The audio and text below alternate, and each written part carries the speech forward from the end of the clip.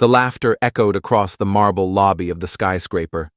A man in a faded janitor's uniform pushed his mop across the polished floor, trying to stay invisible. But he couldn't escape the cruel voices of the executives walking past. One of them smirked and said, "Careful with that mop, buddy. Don't slip before the real meeting even starts." They all burst into laughter. Another added, "Imagine working in this building for years and still scrubbing floors." The group roared again, their $1,000 suits gleaming, their arrogance dripping from every word. The man kept silent, his eyes calm, his hands steady. He bent down to clean, but then one of them deliberately dropped his coffee cup. The glass shattered across the marble, spreading hot liquid everywhere. "Oops," the board member said with a grin. "Guess that's your job, janitor. Better clean it up before the important people show up." The laughter grew louder. The receptionist at the front desk shifted uncomfortably in her chair. A young intern glanced away, ashamed, but no one dared to speak.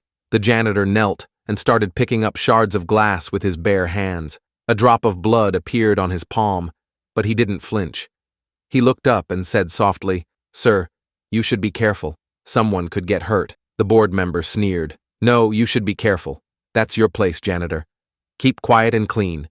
We'll make the decisions upstairs." The others laughed again, their voices echoing through the golden lobby.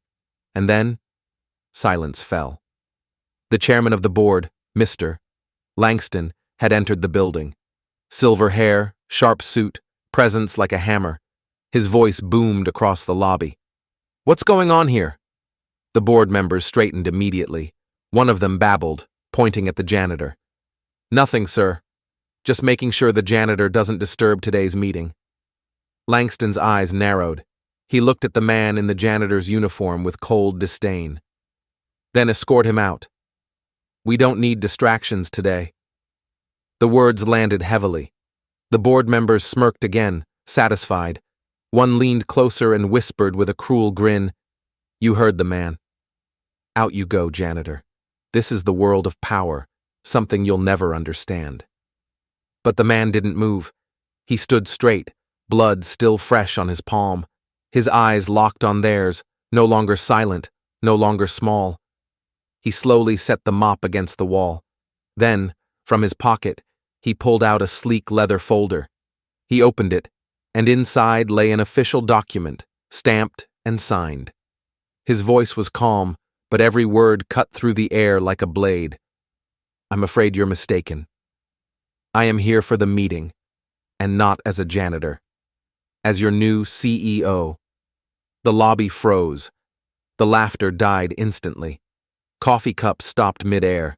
The receptionist's eyes widened in shock. The intern's jaw dropped. The smug faces of the board members drained of color. One stammered, What did you say?"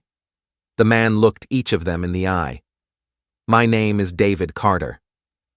Last month I acquired controlling shares of this company. Today I take my seat at the head of the table. The man you mocked is the man who signs your checks." The silence was deafening. One of the board members dropped his pen, and another muttered under his breath.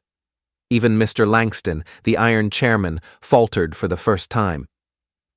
This can't be real," Langston whispered. David's voice was steady. "It's very real. And I've already seen enough to know who deserves a place in this company, and who doesn't." The guards who had been approaching suddenly froze. They looked at each other, unsure. The receptionist smiled faintly, finally understanding. The young intern straightened with pride. David's voice rose, firm, commanding. "This company will change. Starting today, arrogance has no seat at my table. Disrespect has no place in my halls." He turned his gaze toward the very men who mocked him moments before. "And as for those who laughed, pack your things. Effective immediately, you're dismissed." Panic erupted. One of them stammered, "Sir, it was just a joke." Another pleaded, "We didn't mean anything by it, please." But David cut them off. "No, it wasn't a joke. It was a choice, and choices have consequences." The guard stepped forward, not to remove David, but to escort the arrogant board members out. Their suits suddenly looked cheap. Their pride was shattered on the same marble floor they once felt they owned. The receptionist clapped silently under her desk. The intern watched with wide eyes, knowing he had just witnessed history. And David stood taller than the skyscraper itself. The mop still leaned against the wall, but he no longer needed it. He turned once more to the stunned chairman. Power isn't in the suit, Langston. Power is in the person. And it's about time this company remembered that he walked toward the elevator, every step heavy with dignity.